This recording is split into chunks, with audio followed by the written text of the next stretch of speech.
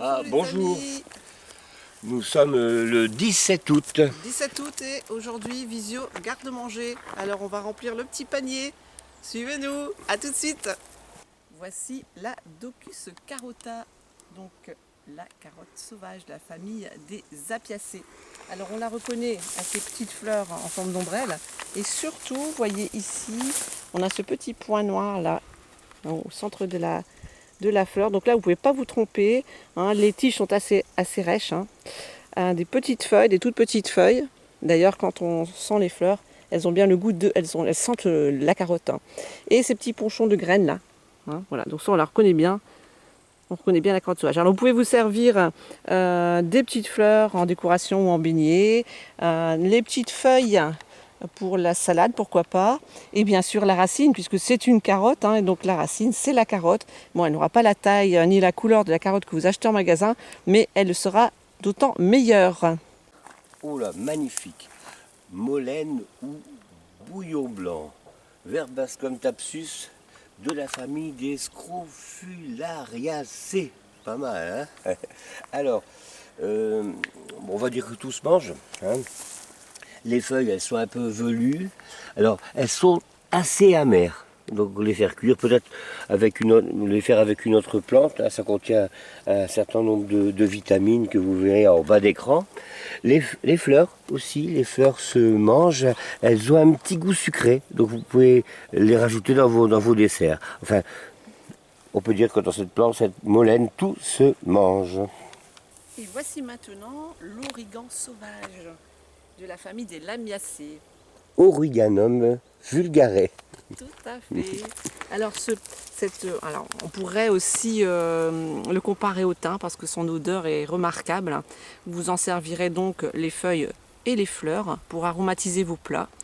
Ça sent super bon. Alors mettez-le en fin de cuisson pour garder tout l'arôme, hein, surtout. Maintenant, je vais vous présenter la piquerie de Fosse épervière, un astéracée, de la famille des astéracées, hein. On mange les feuilles, on peut manger les fleurs en salade ou cuites, bien sûr. Ça contient de la vitamine C, ça contient de la vitamine K, c'est riche en potassium, en calcium et en magnésium. Alors, peu de lipides, peu de glucides et peu de protéines dedans. Une plante antioxydante, astringente, vermifuge, cicatrisante et digestive.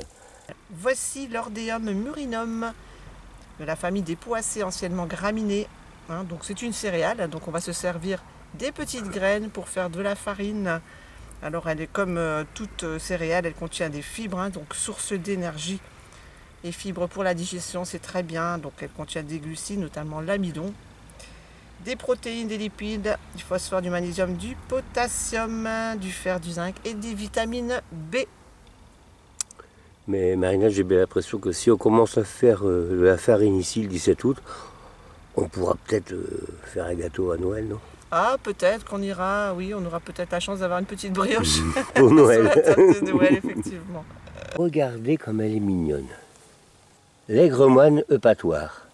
Agrimonia eupatorium, si ma mémoire est bonne. Alors, on mange les feuilles, on fait des infusions, on mange les feuilles, on mange les fleurs. Hein, une toute petite plante vertueuse, on va dire. Il y a des fibres, des tanins, des flavonoïdes et des acides phénoliques. Bon, bien sûr, comme dans ce genre de plante, peu de lipides, peu de protéines, peu de glucides, quelques oligo-éléments, des minéraux et des vitamines. Sans moi ça. Je vais essayer de ne pas me blesser. Ah ouais, magnifique. Voilà, on va mettre de l'arôme dans les plats ce soir. Ah ouais. Bon, c'est très bien, puis on va faire des petites réserves d'arômes pour l'année. Voilà, si s'achève notre visio pour notre garde-manger. Et ben on vous souhaite un bon week-end. Portez-vous bien. Et bon, puis suivez, Ou là, suivez-nous, ou... comme vous voulez. Comme vous voulez. Mais nous, on va en cuisine. Suivez-nous ou pas. À bientôt. Au revoir.